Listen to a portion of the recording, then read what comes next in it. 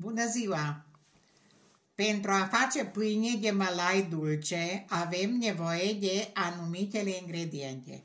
Avem nevoie de 2 ouă, o cană de smântână cu iaurt mestecate la oaltă, 2 mâini de zahăr, puțin bicarbonat, puțină sare, făină de porumb și 3 linguri de făină de albă, grâu.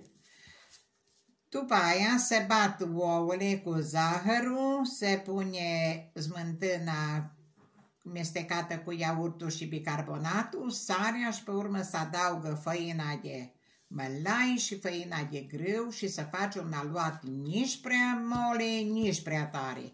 După aia se așează în tavă, se dă la cuptor și o să iasă un preparat foarte delicios și foarte bun și gustos.